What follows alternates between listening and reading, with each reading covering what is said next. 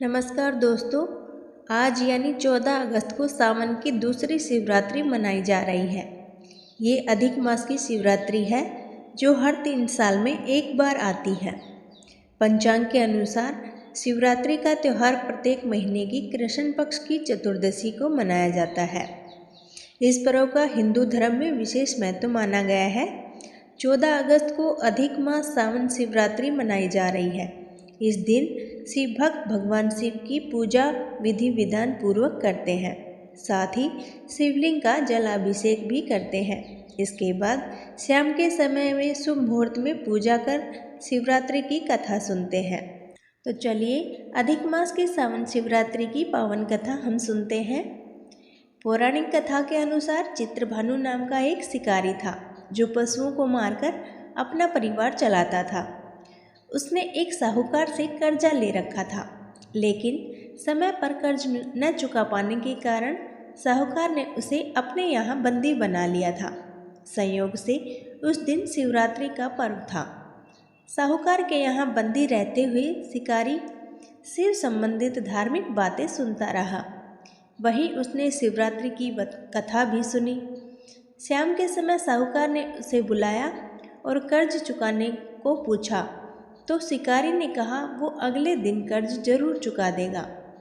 साहूकार ने उसकी बात मान ली और उसे छोड़ दिया।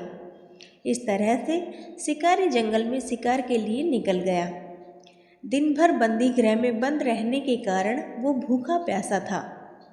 सूर्यास्त के बाद वो एक जलाशय के पास पहुंच गया और वहां किनारे पर स्थित पेड़ पर थोड़ा सा जल लेकर चढ़ गया। शिकारी को पूरी उम्मीद थी कि यहाँ कोई न कोई जानवर अपनी प्यास बुझाने जरूर आएगा। शिकारी बेलपत्र के पेड़ पर था और संयोग से उस पेड़ के नीचे एक शिवलिंग भी था जो बेलपत्रों की वजह से ढका हुआ था। शिकारी ने मचान बनाते समय जैसे ही टहनियाँ तोड़ी वो संयोग से शिवलिंग पर जा गिरी। इस तरह से दिन भर भूखे प्यासे रहकर शिकारी ने संयोग से शिवलिंग पर बेलपत्र भी चढ़ा दिए। एक पहर रात्रि बीत जाने पर एक गर्भिणी मृगी तालाब के किनारे पहुंची। शिकारी ने उसे देखकर धनुष पर तीर चढ़ा दिया।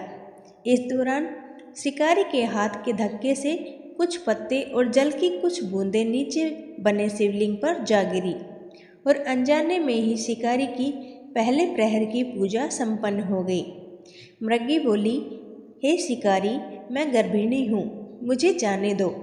मैं शीघ्र ही प्रसव करूँगी। तुम एक साथ 2 जीवों की हत्या का पाप अपने सिर पर मत लो। मैं वादा करती हूँ कि अपने बच्चे को जन्म देकर शीघ्र ही तुम्हारे पास आ जाऊँगी, तब तुम मुझे मार लेना। शिकारी ने प्रत्यंचा ढीली कर दी और मृगी को जाने दिया। कुछ देर बाद एक मृगी और वहाँ से निकली। शिकारी ने फिर धनुष पर बाण चढ़ा दिया। इस तरह से शिकारी से एक बार फिर से अनजाने में कुछ और बेलपत्र नीचे शिवलिंग पर जा गिरे और उसकी दूसरे पहर की पूजा भी पूरी हो गई। मृगी ने विनम्रतापूर्वक उस शिकारी से कहा कि मैं थोड़ी देर पहले ऋतु से निवृत्त हुई हूँ, अपने प्रिय को ढूंढ रही हूँ। मैं अपने पति से मिलकर शीघ्र ही वापस आ जाऊंगी। शिकारी ने उस मृगी को भी जाने दिया। 2 शिकार को खोकर शिकारी काफ़ी परेशान हो गया। रात्रि का आखिरी पहर बीतने को था कि तभी एक और मृगी अपने बच्चों के साथ वहां आई। शिकारी ने उसे देख तुरंत धनुष पर तीर चढ़ा दिया। मृगी बोली, मैं इन बच्चों को इनके पिता को देकर वापस लौट आऊंगी। इस समय मुझे मत मारो। शिकारी ने कहा, मैं इतना मूर्ख थोड़ी हूँ कि अपने सामने आए शिकार को ऐसे ही जाने दूँ। इससे पहले भी मैं 2 शिकार छोड़ चुका हूँ। मेरे बच्चे भूख प्यास से व्याकुल होंगे। मृगी ने कहा कि जैसे तुम्हें अपने बच्चों की चिंता है वैसे ही मुझे भी इनकी फिक्र है, इसलिए मेरे बच्चों के लिए ही सही मुझे थोड़ी देर का जीवन दान दे दो। मेरा विश्वास करो, मैं इन बच्चों को इनके पिता को देकर तुम्हारे पास तुरंत लौट आऊंगी। मृगी की बात सुनकर शिकारी को उस पर दया आ गई उसने उसे भी नहीं मारा। शिकार न कर पाने की वजह से परेशान शिकारी पेड़ पर बैठा बेलपत्र तोड़कर नीचे फेंक रहा था। इस तरह से उसके तीसरे प्रहर की पूजा भी संपन्न हो गई। पौ फटने को हुई तो एक मृग उसी रास्ते से गुजरा। शिकारी ने इस बार तय कर लिया था कि चाहे कुछ भी हो जाए, इस शिकार को अपने हाथ से नहीं जाने दूंगा। शिकारी की तनी प्रतिज्ञा देखकर मृग ने कहा, यदि तुमने मुझसे पहले आने वाली 3 मृगियों और उनके बच्चों को मार दिया है तो मुझे भी शीघ्र ही मार दो, जिससे मुझे उनके वियोग का दुख न सहना पड़े। लेकिन अगर तुमने उन्हें जीवन दान दिया है तो मुझे भी कुछ समय के लिए जीवन दान दे दो। मैं वचन देता हूँ कि मैं उनसे मिलकर तुम्हारे पास उपस्थित हो जाऊँगा।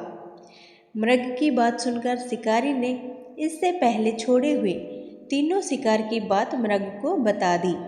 तब मृग ने कहा कि मेरी तीनों पत्नियां जिस प्रकार प्रतिबद्ध होकर गई हैं, मेरी मृत्यु का समाचार सुनकर वो अपने धर्म का पालन नहीं कर पाएंगी।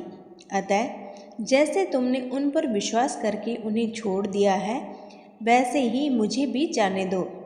मैं उन सभी को लेकर तुम्हारे पास शीघ्र ही उपस्थित हो जाऊंगा। उपवास, रात्रि जागरण और शिवलिंग पर बेलपत्र चढ़ने से शिकारी का हृदय अब निर्मल हो गया था। उसके हाथ से धनुष छूट गया और उसने अपने इस शिकार को भी जाने दिया। थोड़ी देर में वह मृग सहपरिवार शिकारी के सामने उपस्थित हो गया। जंगली पशुओं की ऐसी सत्यता और आपसी प्रेम भावना देखकर शिकारी को अपने पर बड़ी ग्लानि हुई। उसके नेत्रों से आंसू निकलने लगे। उसने मृग परिवार को जाने दिया। अब उसका मन जीवन हिंसा से हट चुका था। शिकारी से प्रसन्न होकर भगवान शंकर ने उसे अपने दिव्य दर्शन दिए और उसे सुख समृद्धि का वरदान दिया। साथ ही गुह नाम प्रदान किया। ये वही गुह है जिसके साथ भगवान श्री राम ने मित्रता की थी। इस प्रकार शिवरात्रि पूजन पौराणिक व्रत कथा समाप्त हुई। तो दोस्तों, इस प्रकार हमने कभी भी शिवलिंग पर गलती से भी बेलपत्र या जल चढ़ाया है तो उसका पुण्यफल हमें जरूर मिलता है। तो दोस्तों, वीडियो आपको कैसी लगी? अच्छी लगी हो तो वीडियो को लाइक और चैनल को सब्सक्राइब जरूर करें। धन्यवाद।